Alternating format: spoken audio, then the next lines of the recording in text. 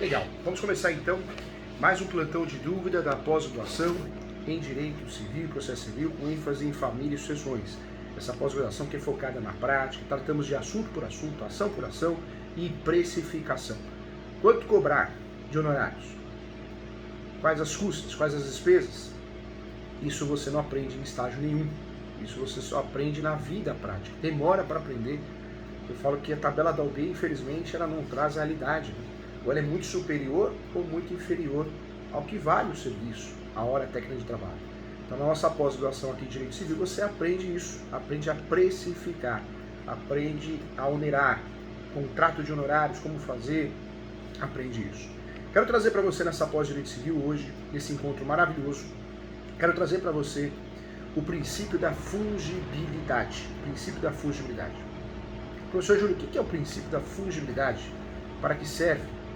Como funciona? Nós vamos entender tudo, porque a nossa pós-graduação é focada na prática e eu quero muito o seu sucesso, quero muito que você realize sonhos, quero muito que você ajude o seu cliente de fato, né? É tão gostoso, gente, a gente dormir em paz, não é? Fazer um serviço com amor, com carinho. Talvez você nem ganhe essa, mas você sabe, o cliente sabe que você fez o melhor, que você trabalhou bem no processo, e isso não tem preço. A pior coisa é fazer algo com insegurança, algo sem informação. E no direito é muito esquisito, porque eu falo que o ser humano ele vive de ego, mas no direito esse ego é um pouquinho maior. Então quando você pergunta para um colega advogado, um colega, ele ou ela, ele deveria falar, não sei, vamos pesquisar juntos, vou procurar saber, mas não. Normalmente os colegas, não, é desse jeito, é daquele jeito, e a informação está completamente equivocada, completamente fora da caixinha.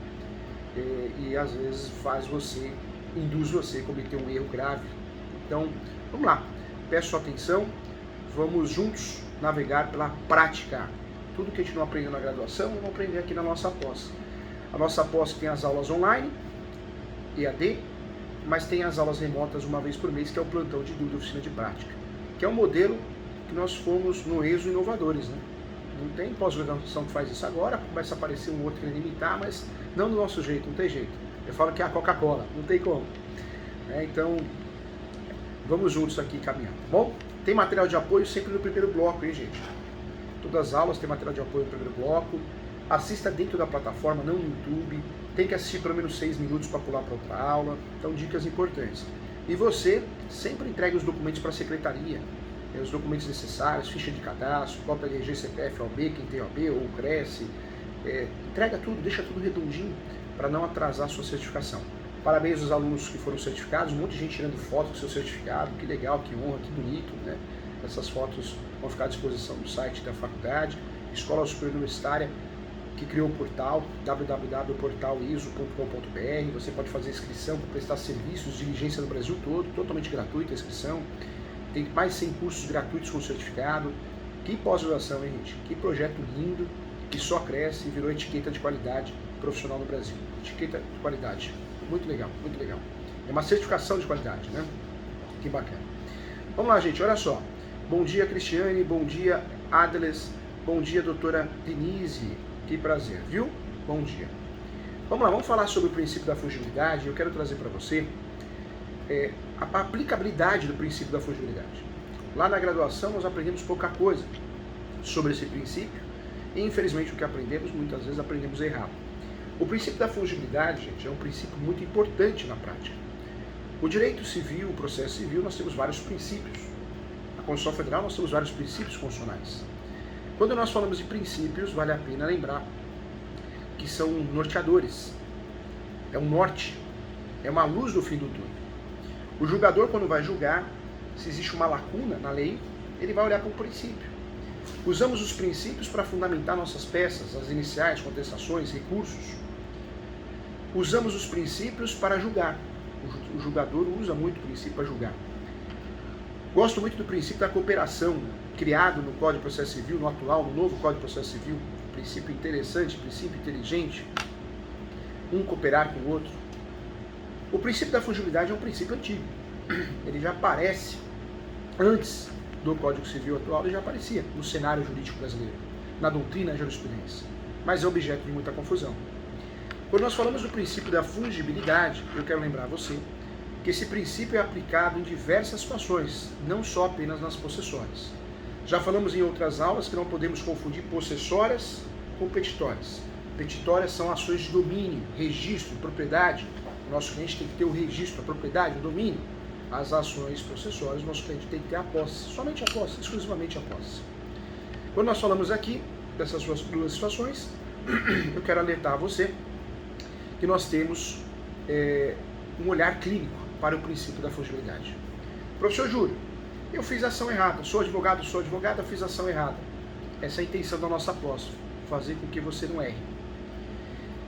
Eu fiz uma ação indicatória, só que era ação de reintegração de posse. O juiz ao juiz, aplicar o princípio da fungibilidade?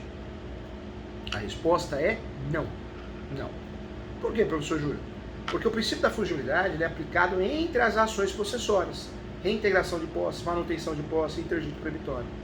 Não entre as possessórias e petitórias. Petitória é petitória. Petitória tem que ter o registro. Tem que ter o registro a petitória. O registro é provado através da certidão de propriedade. O único documento que prova o registro, gente. O único documento. Quando eu falo das possessórias, o meu cliente precisa ter a posse. É uma briga de posse. Quem tem a posse? Por quanto tempo tem a posse? A posse é velha? A posse é nova? Então a briga é essa. Nas ações petitórias, em regra, a briga é quem tem o registro, quem é proprietário, quem tem o domínio. Lembrando que nas ações petitórias eu preciso ter, sim, a certidão de propriedade, a matrícula, a transcrição, um documento que faça a prova da propriedade. Eu preciso ter esse documento. Esse documento que faz prova da propriedade, só existe um. É aquele documento que fica disponível no cartório de imóveis. Aquele documento que nós podemos solicitar, qualquer pessoa pode solicitar, porque a consulta é pública. Certidão de propriedade, certidão vintenária, não importa o nome da certidão, mas o único documento que faz prova de propriedade é as certidões do cartório de imóveis. Seja de matrícula, seja de transcrição, seja de propriedade, o nome que você quiser dar. Tem várias certidões com nomes diferentes, mas entregam o mesmo resultado. Cuidado, escritura pública não prova a propriedade, hein? Não provem. O brasileiro, muito advogado e advogada, comete esse erro, hein? O que tem de advogado brasileiro? Advogado que faz ação de extinção de condomínio, faz ação de arbitramento de aluguel, faz ação reivindicatória, faz ação de emissão da posse, mas faz confusão, ele junta a escritura pública. Aí o juiz ou a juíza pede para emendar. Aí como você não tem esse documento, o processo é extinto sem resolução do mérito. Olha a dor de cabeça, olha a vergonha, hein? Olha a vergonha, hein? Cuidado! Nós temos que provar exclusivamente a propriedade através das certidões de propriedade. Não existe outro documento que possa provar a propriedade. Não existe outro documento. É o único documento que prova a propriedade. Então preste sua atenção, porque é o único documento que prova a propriedade.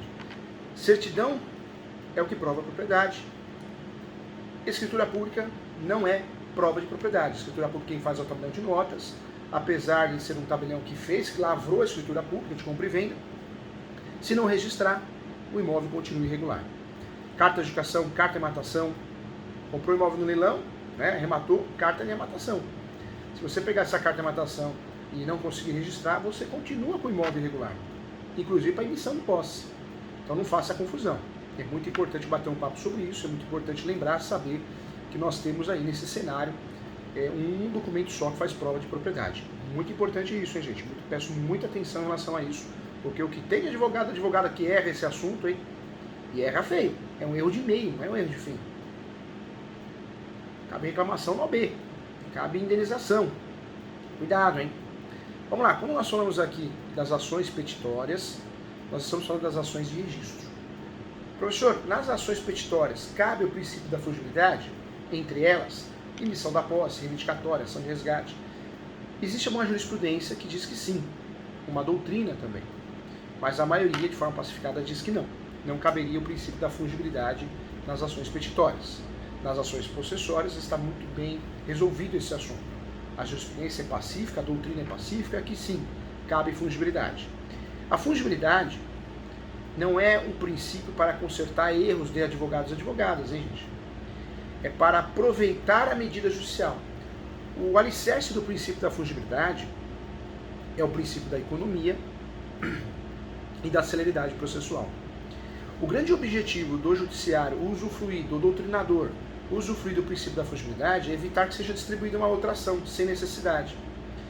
Então nós temos, no alicerce do princípio da fungibilidade, nós temos o quê? O princípio da economia processual, evitar gasto desnecessário, celeridade e cooperação. Com o novo CPC, podemos dizer que o princípio da cooperação também. Um exemplo do princípio da fungibilidade, da aplicação nas ações processuais. A doutora Denise me procura e fala que a sua casa foi invadida. A doutora Denise tem várias casas, uma das casas dela de aluguel foi invadida por uma pessoa que entrou no imóvel tentando fugir do aluguel, pensando no uso capião. Se a doutora Denise tem um registro, nem concessório eu vou fazer, porque eu não vou entrar numa ação de risco, num cenário perigoso. Se a doutora Denise tem um registro, eu vou partir para as ações petitórias. Mas esse imóvel, a doutora Denise comprou contrato de gaveta, não registrou, não conseguiu registrar. Então ela é possuidora e não proprietária. Então eu não consigo trabalhar com as petitórias, eu tenho que trabalhar com as possessórias. E nas possessórias eu vou ter que ter um olhar clínico. Por que um olhar clínico? Porque eu vou ter que entender o que aconteceu, que tipo de esbulho e turbação ocorreu. Nesse caso, a invasão foi total, foi da propriedade total, integral. Então não é manutenção, porque manutenção de posse seria da invasão parcial, reintegração de posse e a retomada total do imóvel. Interdito proibitório, que é a terceira ação possessória, seria uma ação preventiva. Então o que eu vou fazer nessa situação? Eu vou analisar e falar, opa, perda da posse total, reintegração de posse. Mas vamos dizer que eu sou um advogado, não sou experiente na área do direito civil, atuo mais no direito previdenciário, então, de certa forma, eu fiz confusão. O terreno, são dois terrenos, e o invasor invadiu só a parte do fundo, ou só a parte na frente, e eu entendi que era uma invasão parcial. E eu distribuí a ação de manutenção de posse. Depois que eu distribuí a ação de manutenção de posse, a doutora Denise, o professor Júlio, você errou a ação. Eu vi na internet, eu vi em aula, eu vi no Google, hoje em dia todo mundo tem acesso à informação. Era a reintegração. Eu não preciso me preocupar, porque por mais que eu tenha distribuído a peça, o nome, a nomenclatura equivocada, manutenção de posse, eu vou usufruir do princípio da fungibilidade.